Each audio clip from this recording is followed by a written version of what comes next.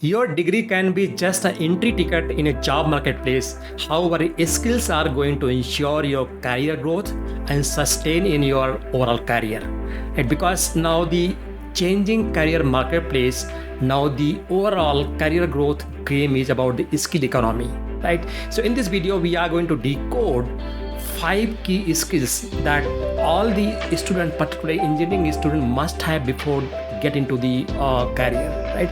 So if you are parent watching this video, make sure you share with your child so that he or she can get insight and achieve something great in their life. If you are a student watching this video, make sure you watch to the end so that you can implement few of them and ensure a great career.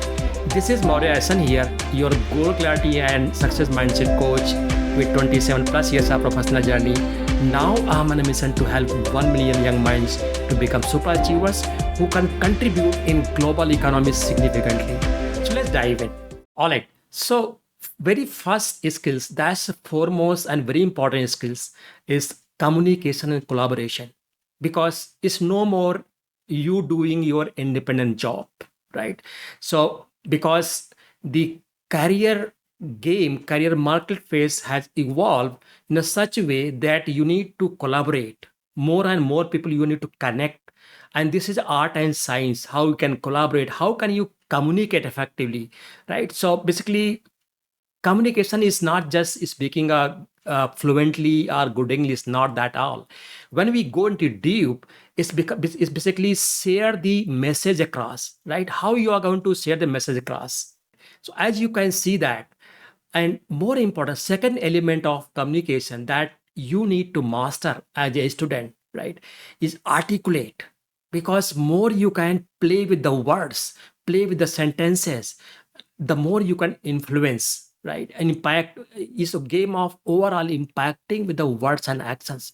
Because what is the purpose of communication? The purpose of communication is to get someone buy your idea, to get someone convinced with your idea, and make sure that there is action out of that, right? And third element of communication is teamwork. How you are going, it's not verbal communication. Communication may be invisible, yeah. How you behave, how you show up day in, day out, right? So a teamwork, because now the most of the job, more than 80% jobs they require teamwork.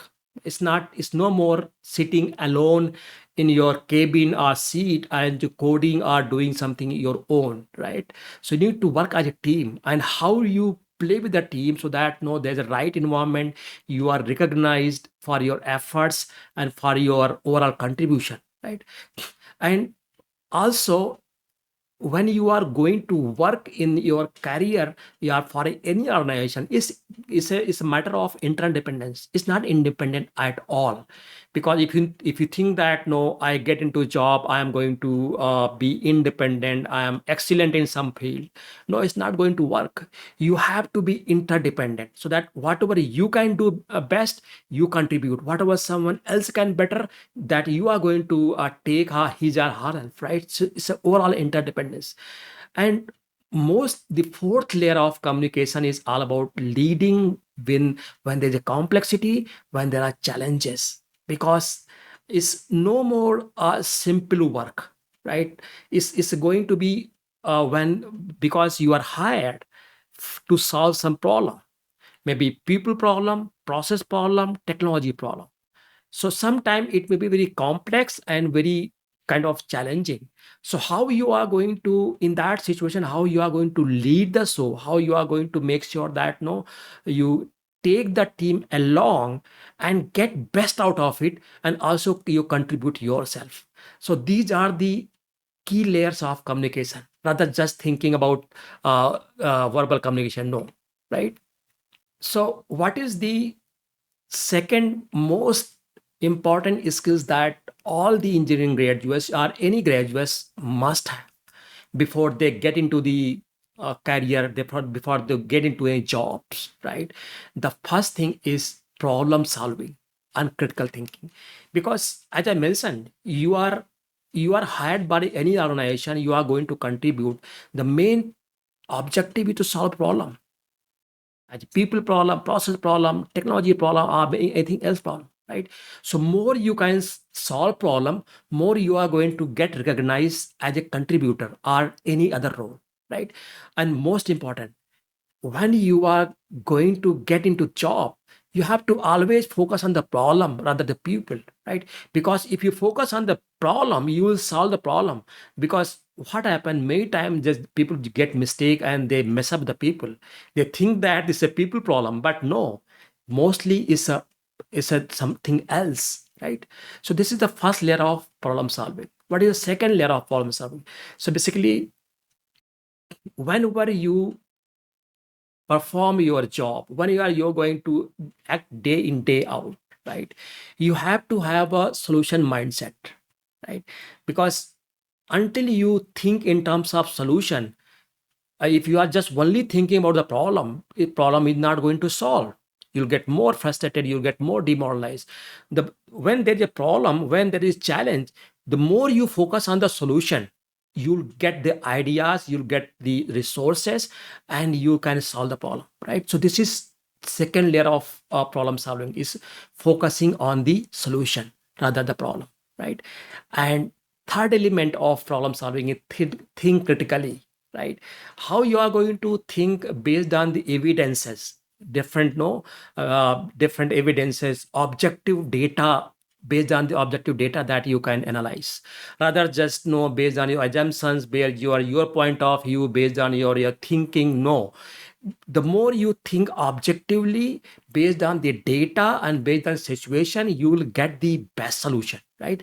So critical thinking is going to be most sought out, is going to be highly maybe required skills in your career marketplace. What is the fourth layer of problem solving, right?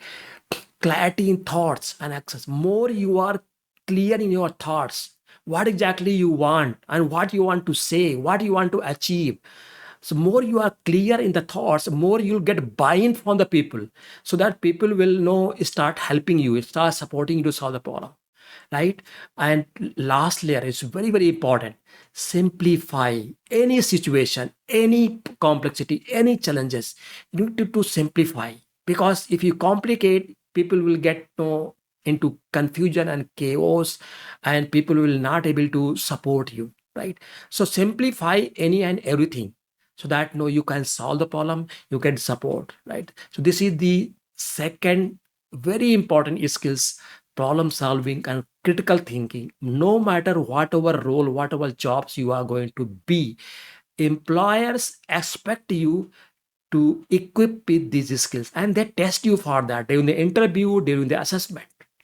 All right, what is the third skills which is required for any great career? Adaptability and lifelong learning. Why? It's very important we need to understand, because day in day out, over the period 5 years, 10 years, every year, I would say there are a lot of changes happening in technology, business, economy. So now all the employers, all the organization, they are looking for the people, candidates who can adopt fast, rather just resisting the change and thinking as a threat, who can embrace the change, who can thrive upon the change, right? Because when there is a change, right, whenever there is change in any people, process, technology, economy, business, whatever, we feel uncomfortable. We don't want any change. As a human, we don't want any change. But that's a requirement. That's a game. The faster you can understand the change, embrace the change, navigate the change, and then you contribute, you're the best, right? That's what they're expecting. And most important, whenever there is a changes, there will be setbacks, there are failures, right? So you can take as a feedback and move forward, right? And other very important, because when there are changes in terms of your technology, process, business, economy, anything, right? You have to learn new things, isn't it? You are going to learn new things. So faster you keep on learning, the more you keep on learning, the more you are going to valuable in the job marketplace, and more you grow. All right. What is the fourth very important skills that you need to master before getting into a job or career, right? Emotional intelligence. Why? So far, this was undervalued, not much discussed, not much taught, right? Not much rated. Because mostly now the mostly technological advancement, lot of things is already being done. Now the overall game is how collectively, how the team, how the people come together with different skill set, and how can just create a best solution, best product, and best things in the world. That's a game. And when the people come together, they have their own emotions, they have their own behavior, they have their own kind of mindset, right? So in order to navigate all day in day out challenges, you need to make sure you are emotionally intelligent. Your EQ, emotional quotient, should be very high.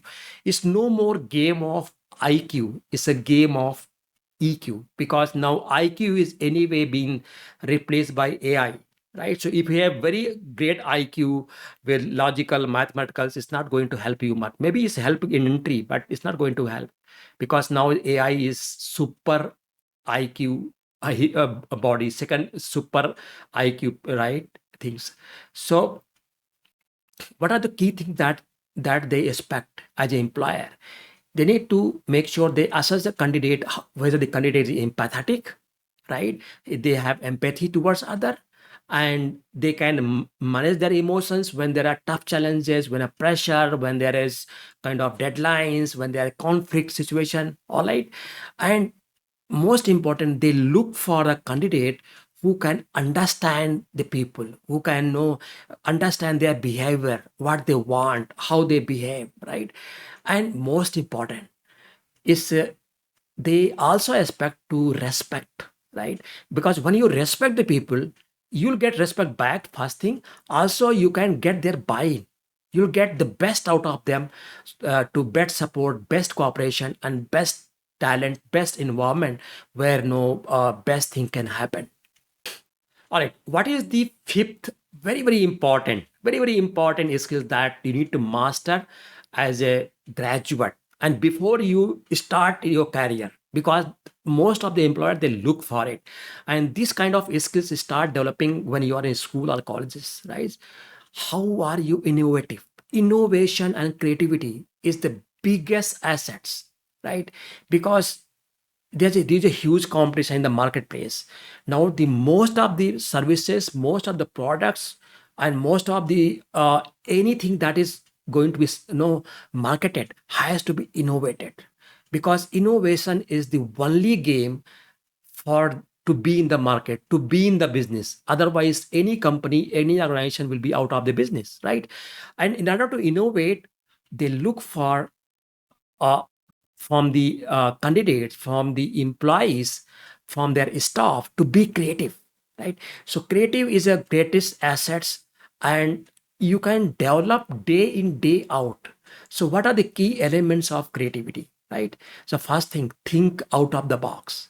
You have heard a lot. Think out of the box means from just get out of this current situation, whatever things, there's a problem, get out of that and think something which is totally different, right? All right. So I'm not giving example because you know it better. And second element of creativity is to be in creative zone, because being creative zone means they are the way to be creative. Mindfulness, when you are in your you are in silence zone, when you are alone, when you are thinking, when you are reflecting, you are in creative zone, rather. Because if you are always busy in your social media and a lot of other things, if you are busy being busy 24 by 7, then you can't be creative. Creativity requires a separate sacred space, a separate isolation, reflection, thinking. All right. So create value, most important. When you are going to be in the organization, be in any industry, right? They expect you create value, because that's the reason. If they do not get value out of you, there's no point for them to keep you.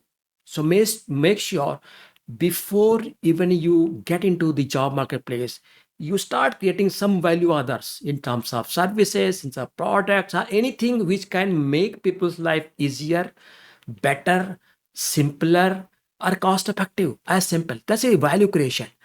And last element of the innovation and creativity is challenging the status quo.